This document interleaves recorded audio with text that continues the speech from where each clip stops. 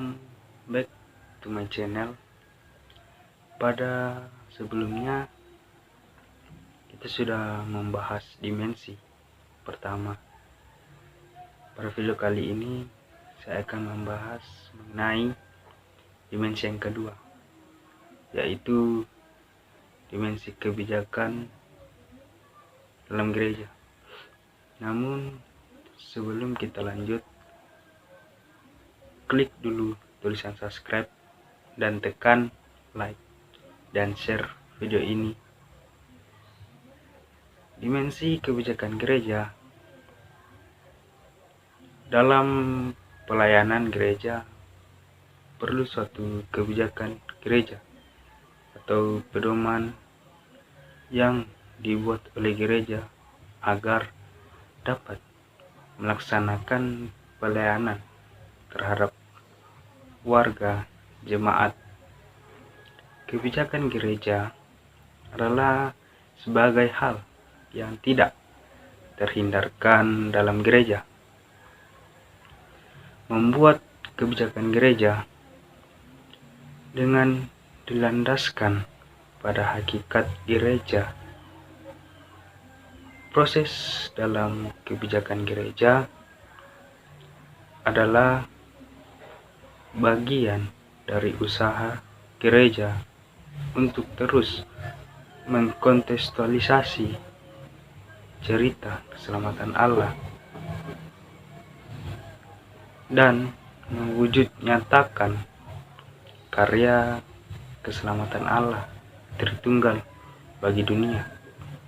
Usaha ini dilaksanakan oleh gereja hingga sampai pada eskaton. Hakikat gereja ini sekaligus menegaskan bahwa sebagai lembaga gereja tidak dapat disamakan dengan lembaga lainnya, sehingga penyusunan pelayanan dalam gereja disusun dengan dilandasi pada eklesiologi sebagai rumusan teologis sistematis mengenai pemahaman gereja tentang dirinya. Pendasaran eklesiologi menjadikan kebijakan dalam gereja tidak hanya memiliki makna yang teologis yang baik, tetapi sekaligus mampu menjawab kebutuhan dan pergumulan hidup jemaat. Eklesiologi selalu berada dalam ruang dan waktu tertentu, sebab eklesiologi lahir dalam konteks pergumulan gereja. Konteks gereja yang berbeda menghasilkan pemaknaan diri yang juga berbeda. Pemaknaan diri dapat terbentuk dengan baik bila gereja mengenal konteks pelayanannya dengan baik.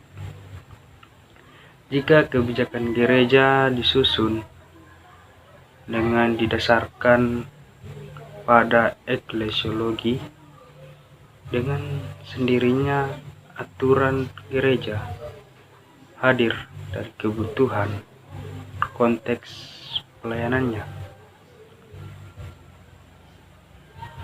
Pendasaran eklesiologi terhadap kebijakan gereja memampukan gereja untuk melayani sesuai dengan hakikat dirinya, dan dengan demikian gereja menjadi gereja yang nyata.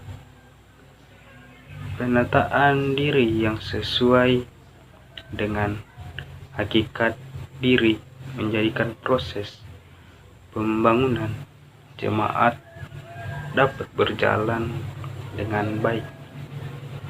Adanya aturan gereja jangan sampai menjadi batu sandungan bagi pembangunan jemaat. Hukum gereja menjadi alat bagi pembangunan.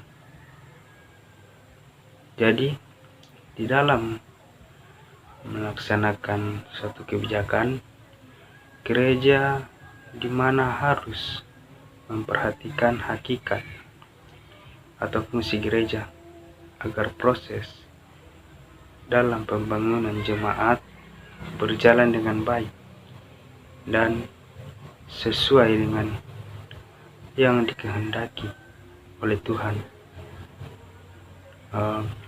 Demikian video saya kali ini, semoga bermanfaat dan see you next time video.